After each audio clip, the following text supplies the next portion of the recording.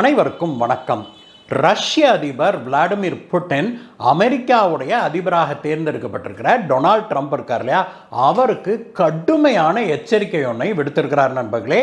இந்த எச்சரிக்கையை கேட்டு ட்ரம்ப் அவர்கள் எப்படி ரியாக்ட் பண்ணியிருப்பாரு அப்படின்னு நீங்களே யோசிச்சு பாருங்க. புட்டின் அவர்கள் என்ன எச்சரிக்கை விடுத்தாரு, அதனுடைய எஃபெக்ட் எல்லாம் எப்படி இருக்குது, அவர் எதற்காக இப்படி ஒரு எச்சரிக்கையை விடுத்தாரு, இதை பற்றியெல்லாம் தான் இன்றைய சுவாரஸ்யமான வீடியோல பார்க்க போறோம் நண்பர்களே. இதுவரைக்கும் நீங்க நம்ம சேனலுக்கு சப்ஸ்கிரைப் பண்ணாம பார்த்துக்கிட்டு இருக்கிறீங்க அப்படின்னா நாம் போடுகிற வீடியோக்கள் வெளியாகும் போது உங்களுக்கு தெரியாமல் போயிடும், நோட்டிஃபிகேஷன் வராது. அப்படி நாம் போடுகிற வீடியோக்களை மிஸ் பண்ணாமல் பார்க்கணும்னு நினச்சிங்கன்னா கீழே இருக்கிற சப்ஸ்கிரைப் பட்டனை தட்டுங்க.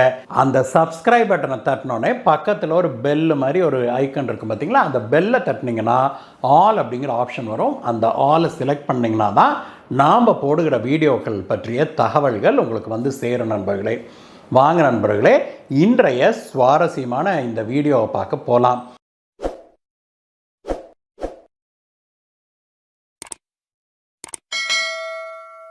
நண்பர்களே, ரஷ்ய அதிபர் புட்டின் நேற்றைய தினம் அமெரிக்காவுடைய புதிய அதிபராக தேர்ந்தெடுக்கப்பட்டிருக்கார் இல்லையா, டொனால்ட் ட்ரம்ப், அவருக்கு ஒரு கடுமையான எச்சரிக்கை ஒன்று விடுத்திருக்கிறாரு. இது வந்து பயங்கரமான ஒரு மிக்சட் ரியாக்ஷனை ஏற்படுத்தி இருக்குது அமெரிக்காவில். புட்டின் அவர்கள் என்ன சொன்னார் அப்படின்னா, ட்ரம்ப் அவர்கள் ரொம்பவுமே ஒரு ஸ்மார்ட்டான மனிதர், ஆனால் அவருடைய உயிருக்கு மிகப்பெரிய ஆபத்து காத்திருக்குது, அவர் ரொம்பவுமே ஜாக்கிரதையாக இருக்க வேண்டிய காலகட்டம் இது அப்படின்னு சொல்லி சொன்னாரு.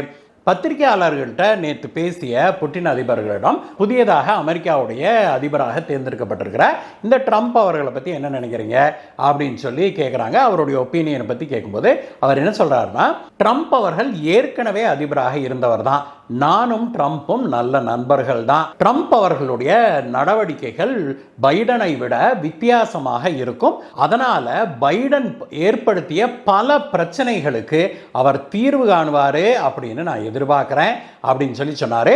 தான் ஜெயிச்சு வந்தா ரஷ்ய யுக்ரைன் போரை 24 மணி நேரத்தில் நிறுத்திடுவேன்னு சொல்லி ட்ரம்ப் அவர்கள் சொன்னார் இல்லையா, அதை குறிப்பிடும்படியாக புட்டின் அவர்கள் என்ன சொன்னார் அப்படின்னாக்க, பைடன் அவர்கள் வந்து தேவையில்லாத பல பிரச்சனைகளை புதியதாக உருவாக்கி இருக்கிறாரு, அதை வந்து தன்னுடைய பதவிக்காலம் முடிய போற இந்த சமயத்துல, எலெக்ஷன்ல தோத்த பிறகு இந்த சமயத்துல அந்த பிரச்சனைகளை மேலும் பெரிதாக்கி மோசமான ஒரு நிலையை உருவாக்க முயற்சி செய்யறாரு.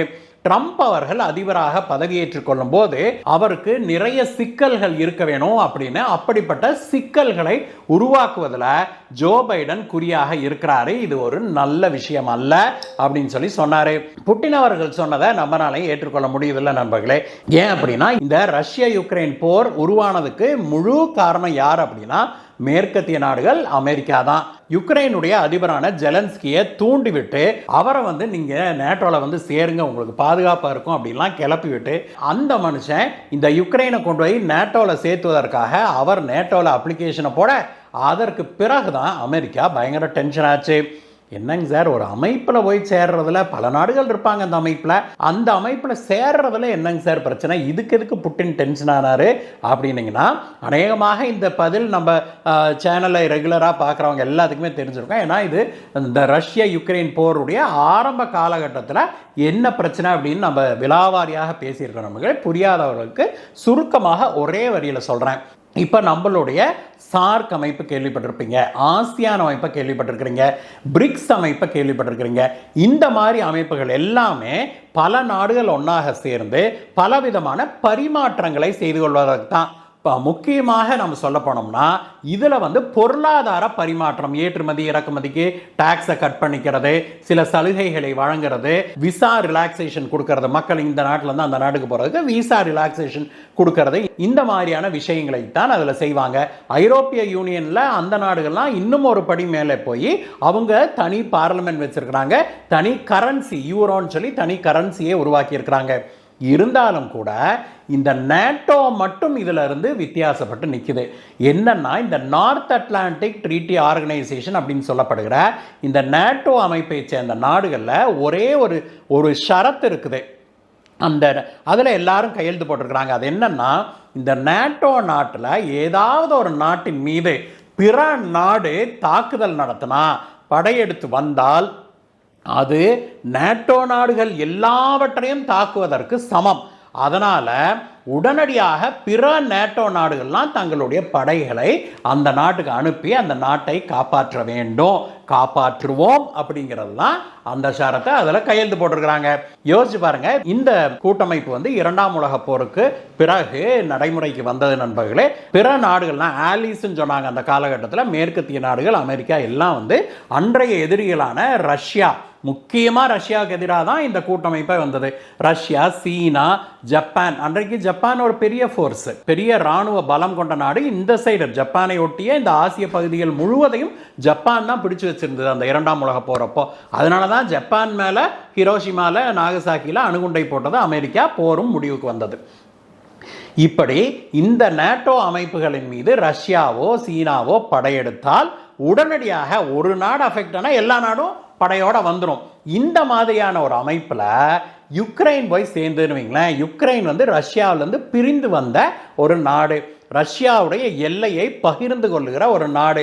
அந்த மாதிரி அமைப்பில் போய் யுக்ரைன் சேர்ந்தால் அது ரஷ்யாவுக்கு மிகப்பெரிய ஆபத்தாக விளையும். அப்படிங்கிறதுனால புட்டின் வந்து நீங்கள் அதில் நேட்டோவில் சேரக்கூடாது அப்படின்னு சொல்லியிருந்தாரு. இதற்கு இன்னொரு அக்ரிமெண்ட்டும் இருந்தது. இந்த ரஷ்யா வந்து 10-15 உடஞ்சது இல்லையா 1990களில். அந்த சமயத்தில் மேற்கத்திய நாடுகள் கொடுத்த வாக்குறுதி, அக்ரிமெண்ட்லாம் இல்லை அப்போ, அந்த வாக்குறுதியில் மிக முக்கியமான ஒரு வாக்குறுதி என்ன அப்படின்னா, இந்த சிஐஎஸ் அப்படின்னு அழைக்கப்படுகிற ரஷ்யாவிலிருந்து பிரிஞ்சு வந்த நாடுகளை நாங்கள் நேட்டோவில் சேர்த்திக்க மாட்டோம் அப்படிங்கிறதான் அந்த அக்ரிமெண்ட்டு. அதை மேற்கத்திய நாடுகள் மீறி, அந்த உறுதியை, வாய்மொழி அக்ரிமெண்ட்டை மீறி ரஷ்யாவுக்கு துரோகம் விளைவிக்கும் விதமாக யுக்ரைனை தூண்டிவிட்டு இப்பொழுது ஒரு போரை உருவாக்கி இருக்கிறதுக்கு மிக முக்கியமான காரணம் யாரு? அமெரிக்கா தான், ஜோ பைடன் தான். இதைத்தான் ரஷ்ய அதிபர் புட்டின் குறிப்பிட்டு தேவையில்லாத பல பிரச்சனைகளை பைடன் உருவாக்கி இருக்கிறாரு அப்படின்னு சொல்லியிருக்கிறாரு. அந்த தேவையில்லாத பிரச்சனைகளை மேலும் பெருசாக்கிவிட்டு தாம் பதவிக்காலம் முடியறதுக்குள்ள அந்த மேலும் பல குழப்பங்களை உருவாக்கிவிட்டு போறதுக்கு பைடன் முயற்சி செய்யறாருன்னு சொல்லியிருக்காரு. அந்த சமயத்தில் இதை பற்றி பேசும்போது தான் புட்டின் அவர்கள் என்ன சொல்றாரு, அடுத்த அதிபராக ட்ரம்ப் அவர்கள் தேர்ந்தெடுக்கப்படுறாரு இல்லையா, அவர் வந்து மிகவும் ஸ்மார்ட்டான, புத்திசாலித்தனமான, தைரியமான மனுஷன். கடந்த சில வருடங்களை பாருங்க, அவர் வந்து மீண்டும் அதிபராகிவிடக் கூடாது அப்படிங்கிறதுக்காக என்னென்ன சதிவேலைகள் நடந்தது. 2-3 முறை அவருடைய உயிருக்கே அவரை கொலை செய்ய முயற்சித்தாங்க.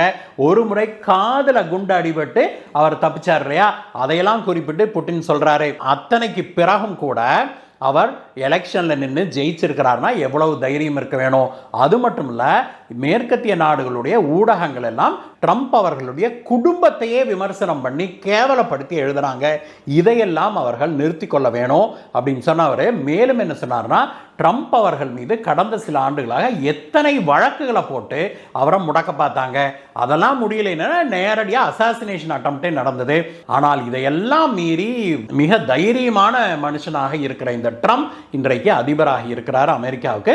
அவர் அதிபரான பிறகு உலகில் பல பிரச்சனைகளுக்கு தீர்வு காணுவார் அப்படின்னு தான் எதிர்பார்க்கிறேன் அப்படிங்கிறத தெளிவாக சொன்னார் அதிபர் புட்டின். இந்த விஷயம் அமெரிக்கா முழுவதும் இப்பொழுது பெரும் பரபரப்பாக பேசப்பட்டு வருது நண்பர்களே. இதை பற்றி இன்னும் டொனால்ட் ட்ரம்ப் அவர்கள் வாய் திறக்கவில்லை. ஆனால் அவர் ஏற்கனவே இந்த ரஷ்ய யுக்ரைன் பிரச்சனைக்கு உடனடியாக நான் ஒரு தீர்வு காணுவேன், அவர் சரியா 24 மணி நேரத்துக்குள்ள நான் இந்த போரை முடிச்சிருவேன் அப்படின்னே சொல்லியிருக்கிறாரு. அது மட்டும் இல்ல, இந்த ஜோ பைடன் வந்து இப்பொழுது இந்த குழப்பங்களை பண்ணிட்டு இருக்காரு இல்லையா, இந்த யுக்ரைனுக்கு வந்து ஏவுகணைகளை நீங்க ஊடுருவி தாக்குறதுக்கெல்லாம் அனுமதி வழங்குறேன்னு சொல்லி மேலும் மேலும் ஏவுகணைகளை எல்லாம் கொடுத்துக்கிட்டு இருக்குது இல்லையா யுக்ரைனுக்கு அமெரிக்கா, அதையெல்லாம் நான் உடனடியாக நிறுத்துவேன் அப்படின்லாம் சொல்லியிருக்கிறாரு. ஜனவரி 20ஆம் தேதி நான் ஆட்சி பொறுப்பில் அமர்ந்த உடனே இந்த முடிவுகளை எடுக்க போறேன் பாருங்கன்னு சொல்லி ட்ரம்ப் அவர்கள் சொல்லியிருக்கிறாரு. எது எப்படி இருந்தாலும் நண்பர்களே, ரஷ்ய அதிபர் புட்டின் ரொம்பவுமே நிதானமாக தெளிவாக இந்த பிரஸ் கான்ஃபரன்ஸ்ல அவர் சொன்ன விஷயங்கள் உண்மையிலேயே பலரையும் சிந்திக்க வச்சிருக்குது. இவ்வளவு நாட்களாக அவர் அமெரிக்காவை பற்றி குறிப்பிடும் போது ஜோ பைடனை கடுமையாக விமர்சிப்பதை வழக்கமாக வச்சிருந்தார். அதற்கு நேர்மாறாக ட்ரம்ப் அவர்கள் மீது புட்டின் அவர்களுக்கு மிகுந்த மரியாதை இருப்பதை அவர் வெளிப்படுத்தி இருக்கிறாரு. இது எதிர்காலத்துக்கு ரொம்ப நல்லது நடக்க போறதுடைய அறிகுறி அப்படின்னு சொல்லி பாதுகாப்பு வல்லுநர்கள் மற்றும் ராஜதந்திர வல்லுநர்கள் சொல்றாங்க. இந்த வீடியோவை பற்றிய உங்களுடைய கருத்துக்களை சொல்லுங்கள் நண்பர்களே. மீண்டும் உங்களை வேற வீடியோ சந்திக்கிறேன் கைஸ். Bye bye.